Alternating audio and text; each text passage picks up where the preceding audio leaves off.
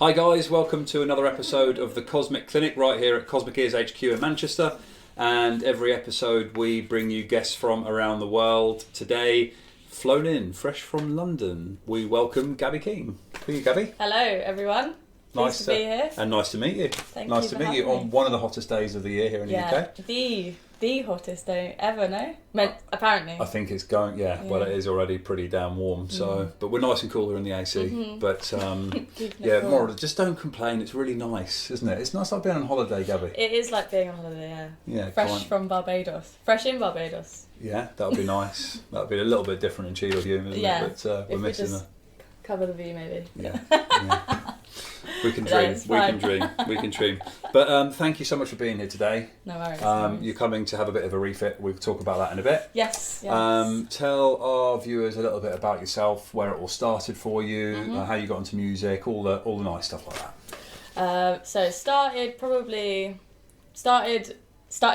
or started like professionally? Let's say started playing. Yeah, let's go right back. Started playing. So started playing about 14 years ago.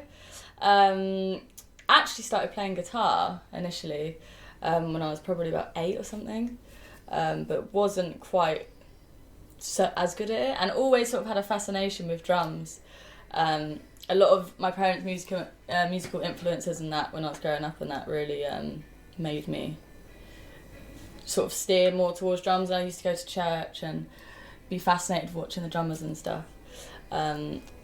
So yeah, with that, and then went to like music schools, like college and stuff. Joined a band at school, and then went to London when I was about 19. Went to music school there, and then that's sort of where I started taking it a bit more seriously.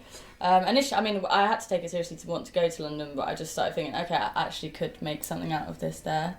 You just knew it. You knew that, yeah. Yeah, and I felt like London's just full of so much opportunity. So, just sort of grabbed it by the horns, as it were, and just sort of joined as many bands as I could and just play as many gigs as I could and stuff. And just really got the ball. That was when the ball really started rolling, really, nice. For me. I mean, I was in bands growing up and stuff, just on like the local pub scenes, which definitely helped me to sort of carve my path as a drummer, I suppose. Your sound and technique, I guess? Yeah, definitely, and learning to play with other people for sure. Just sort of like putting in the hours, really. Yeah, which you've got to do, right? Yeah, exactly. Absolutely. Yeah, 100%. It's a common theme that comes up every time, and everyone says that if you're a drummer, guitar player, sound engineer, tour manager, you've got a graft, haven't you? Yeah, and it's a hard graft for sure, because you have to work, travel everywhere's not cheap, and supplying your own gear and stuff like that, it's not cheap at all, but it's definitely worth it if you just keep going with it. Really. Yeah, cool. So glad that I did. So. Up to current day, you've played with some amazing names. Up to where you are now, just tell our viewers who you played with and who you're currently with at the moment. Okay, so I mean, I've been playing with Declan McKenna for 7 years now, nearly 7 years, which is crazy. It's gone so quickly. And then alongside Dec, I'm also playing with an artist called El Divine, and then another artist called CMAT, who I started working with this year. Yeah, he uses Cosmics. Yes. Yeah. Yes, she does. Yes. Both really cool artists. And then last year actually was really fortunate. Got to work with Ed Sheeran, Elton John, years and years. Fantastic. Did some stuff with Two Door Cinema Club at the beginning of this year as well, Brilliant. which was really fun. Yeah. It's been a mental year, to be honest with names, you. Yeah, it's been fantastic. Really was good. Elton John? That wasn't the Hyde Park gig, was it? The most recent one? No, it was actually a TV. It was on the One show. Amazing. They had a Christmas song together, so I was just on the timpanis actually. Wicked. Nice. Just timpanis and sleigh bells. Wicked. Festive. Christmas banger. Yeah. Basically. So it was good fun though. And we were talking about how you got into drumming and music and itself, but what made you choose the drums? I mean, you said you were intrigued by watching drummers play, but it must have been something. Was it the noise? Was it like the energy, or? Probably a bit of both, to be honest with you. Yeah, it's kind of, I mean, it's difficult to describe really. It's, when you just listen to something and you just think like that's... Groove. Like when you hear a song you like and you're just I'm really, don't know why I like it, just love it.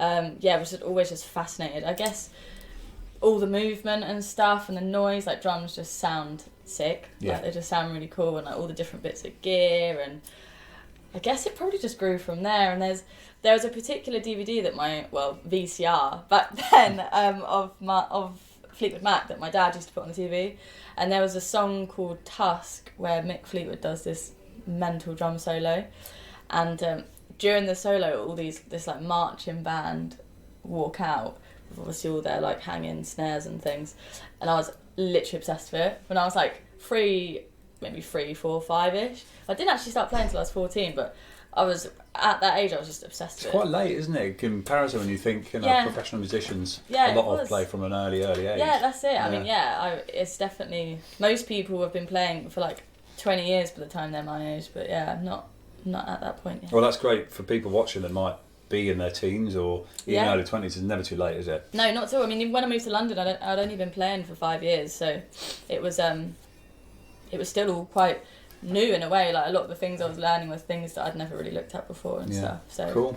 But so just basically was just obsessed with that video, and I think that had a massive influence on my sort of direction, like musically, and what sort of instrumentally what I wanted to learn. I basically put my entire music career down to Fleetwood Mac and Avril Lavigne. Wow, well, nice. Basically. Fleetwood Mac, 100%. Avril Lavigne herself as well, Yeah, I mean, Avril Lavigne was she's great. Her first, 3 albums definitely had a big impact on my life, just sort of watching her touring DVDs and thinking, I really want to do that, so cool, and I think maybe because she's a bit more, she's not, girly girl, I suppose, so she sort of represented that more, tomboy-y, skater girl, but still just going out there and ripping it and stuff, which I think was just, quite a good role model in that respect. Nice. So, well, what's your favourite thing about performing then, Gabby? There's so many things, really. And it's so dependent on the gig, because some shows are great for some reasons, other shows are great for, completely different ones, The energy that you get, from a crowd is just, you can't really get that from any other thing. Do you know what I mean? Sure. Just walking out on stage and everyone just there. Well, we were just talking about Glastonbury, weren't we? Yeah. That must have been an energy. Yeah, it's just crazy, and you just think, it's almost a bit surreal, really. Am I actually really doing this? I'm here on this stage playing with all my friends. It's amazing, Fantastic, and also the energy that you get from off of each other. When you're just really in it and just going for it, and it's just everything's almost it's going so quick but slow motion at the same time. Wicked. It's a weird feeling, really, but and then obviously you get off stage and you just think, wow, that's great, just what's the word, the elation. Yeah, like you say, it's surreal, probably I've just done that. Exactly. Nice. So, really good. Let's really talk essential kit. Yes. So apart from your drums and your sticks, obviously, what is your essential kit as a drummer? It doesn't have to be drum based, actually. It could be. Yeah, I was trying to think of. Cosmic Ears obviously helps a lot with. Any level of gig, really, whether it's just in a pub or a big festival show. Just being able to isolate yourself is great, and I feel like they've definitely helped me just get that sort of feeling on stage, Cool. And like I was telling you earlier, my Porter and Davies, I feel like my Cosmic Ears and my Porter and Davies go hand in hand, just to really help give me that low end. Nice. For sure. And also, actually, I use something called a Butler from British Drum Company. Okay. Which I don't think they make anymore, but essentially it's a drinks holder. Okay. But it's a drinks holder, 2 drinks, iPhone holder, and then drum key holder and a little pocket for pens or whatever. Honestly amazing, because during a show I have a concoction of drinks, usually a Lucozade, some water, a drum key, phone for the sound check and stuff. It's just great. Yeah, because it's there for you, right? Yeah. And I sit so high, I probably sit almost as high as this stool, so reaching the floor mid-show, if you want to just have a quick drink, it's really difficult. Yeah. So I probably nice. that would probably be one of them as Yeah, well. right, British Drum Co, get it back out there. Yeah, they should. They really should, to be fair. And how do you like your mix on stage versus being in the studio? I feel, on stage, definitely more bass driven, for sure. Yeah. A lot of low end from the kick, bass, guitar, synths and what have you. I tend to shy away from too much high end because I feel like it just sort of gets in the way almost. Does that render out the vocal as well, being like more MIDI high, or do you have like a little bit of vocal in there as well? No, I do have a lot of vocal and a lot of click. A lot of click for both, to be fair. Yeah. My mix is predominantly drum, like it would be like click, vocal, drums, bass or bass drums, whichever. And then everything else just sort of floating around it. Yeah. Studio wise, generally would probably be more of a well balanced mix, just so I can sort of get a feel for what everything is doing, and you know, dynamically where I need to sit within it all. And not half as loud. Yeah, exactly. Nowhere near as loud, so it's just a lot more, you know, probably bring it all down by half, to be honest with you, you know, just a lot more laid back, I guess. Cool. Yeah, low energy, somewhat, compared to a gig where obviously you're just full out. Yeah, exactly. Try and just be a bit more relaxed, I guess, in the studio, because it's a bit more of a relaxing vibe in a way. Nice. So yeah, it's good. Drumming inspirations. I might not know any of them, but... Yeah, no, you will, definitely. I mean, going back to Fleetwood Mac, obviously Mick Fleetwood. Of course. Huge, up there, probably top of the list, really, for me. Would literally be my dream to just shake his hand or something. It would be so cool. If you're watching, Mick. Yes. Aside from that, I mean... Oh, gosh... People like Chris Coleman and Tony Royster Jr., just like big sort of gospel players and stuff. Vanzella Joy, actually, she plays for Beyonce. Okay. And I got to watch her, I was fortunate enough to be at the Beyonce Coachella set, which was absolutely mind-blowing, to be honest. And she opened the whole thing just on this marching snare drum. And yeah, it was just like... incredible. Goosebumps. Yeah, so good. And, you know, I mean, additionally to just how she plays with Beyonce on full kit as well. But yeah, but to be honest with you, I just love watching drummers, of all levels. Take inspiration from everybody. That's it, because I feel like everyone just plays so differently, and like people, there's so many paths you can go down as a drummer, and so many different styles, and, you know, people take influence from so many different types of playing and sort of make... everyone sort of has their own in a way. Yeah. And I just find it really interesting to see like how everyone plays differently. You know, if you give the same drum beat to like 10 different drummers, like it'll all sound the same, like, but everyone will play it slightly differently. Do you know what I mean? Interesting.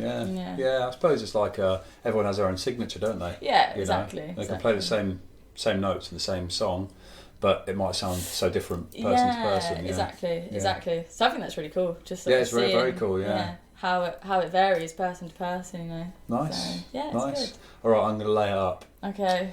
It's the last day on planet Earth. Temperature's like 40 degrees. Oh. It's going to be a lot more than that, isn't it? 60, 70 degrees. Let's hope it doesn't get to that. But what is your last meal and what are you going to drink? Last meal. That's a good question. And a very difficult question because I'm a huge foodie. So I'm sorry. Sorry to throw you the curveball. I like to eat a lot as well. We only ask because it gives us ideas for dinner tonight, to be honest. That's great. Yeah. That's really good. Judging by the weather, actually, in that case, I'll have no. It's actually a bit of a curveball answer and maybe a bit childish in a way, and probably also a bit... Nothing's ever too childish here. Not at all. I would say I love pasta. Yeah. Absolutely love pasta. And ever since I was younger, I've always loved like tuna. I love fish. And tuna mayo pasta is literally love it. Nice. You know, you have like, your comfort food. Yeah. If I'm feeling sad, bowl of tuna pasta sorts me out. Or do you have sweet corn in it as well? Yeah, I'll put sweet corn, spring onions. Rocket. Yeah, rocket. Pine nuts. Rocket, I love rocket. Pine nuts. Yeah. Never put tried pine nuts in it. No. There you go. Maybe that's one to try for sure. Squeeze a lemon and black pepper. Great. Sure. Yeah, great. Sounds Maybe good. some tomatoes. You can mix it up. You know, if Getting I'm like hungry. really hungover or something, then just straight tuna and pasta. You know, but then if you want to get creative, add some bells and whistles. It's Perfect, great. Yeah. Sounds good. And to drink? Drink would be a pineapple juice. Yeah, because it is better in Europe actually. If you order a pineapple juice in the UK, it's usually a bit watered down or a bit like synthetic. Yeah. But a pineapple juice in like Spain is Proper. the good stuff. Yeah, they're probably freshly squeezed, isn't it? Probably. Here it's all a just bit more kind from of the source. Factory made. Yeah, flavours. Yeah, like exactly, water yeah. and pineapple dust or something. Nice. You've definitely got me hungry. Yeah, Definitely that's got. good. I'm thirsty, to be honest, but It was difficult whittling it down, to be honest with you. I'd say a burger and fries comes in a close second, and chicken wings were definitely also honourable mention to Stop chicken it, wings Gabby, as stop well. it. Yeah. really I'm good. actually going to try and go to Chicken Wing Fest in September. There's a festival of chicken? Yeah. Well, that's Dreams come true. that's dedication, isn't it? Fully, yeah, fully. And you've answered this question, I think. We've touched on it anyway, so why Cosmic Ears? I would say mainly because the particular ears that I got, the 6 drivers, and how you offered like a more drummer specific variation on that with the more lower The Bs, low yeah. end. Yeah, exactly, the Bs. I feel like just made the whole process of choosing what is to get a lot more simple, because I mean there's such a I don't know anything about in-ears or how they're made or what even I really needed. So sort of just reading that it's suitable for drummers and stuff just made it a lot easier for me to understand about what would work for me. Yeah, sure. And stuff. And also it's not too overbearing either, like with the amount of low end that you get, because I mean, you know, when you think, oh, heavy bass, it's going to drown me out. But actually not at all, and it's still like a really good balance with like the highs and the mids in the mix. So obviously you can mix it however you want, but yeah, it just works best for me, like the sort of mix that I desire on stage and stuff. I do quite like pushing that low end as much as I can. So yeah, just works great really. Great. And obviously just really friendly service, you know. That's good to know. And quick turnaround. So good. It's nice to know that if something does go wrong when I'm on tour, you know, I can just pop them in the post or drop you an email and it would get sorted within, you know, a few days. Which is obviously the security that you really need when you're on tour. Because absolutely, yeah. It's a safety blanket, isn't it? That's it. I think because you're here today, we're doing a bit of a refit for you, aren't you? Not quite happy with the fit. Exactly, yeah. I guess the nice thing is we're here in Manchester, so it's easy for us to get a turnaround quickly for you. So thanks for coming up to see us. No, honestly, thank you for having me. It's Pleasure. so great to just come and meet everyone like in person, see how they're made as well, you know. It really is like just attention to detail, all made by hand on site, which is great. Awesome. Well, thank you for being here, Gabby, and no worries. Yeah, we wish you all the very best with your future and with Declan and everyone else that you end up playing for as well. Awesome. So Gabby King. Thank you. Thank you guys for watching. It's been the Cosmic Clinic with Gabby King, and don't forget to like and subscribe to our channel, and thanks for watching.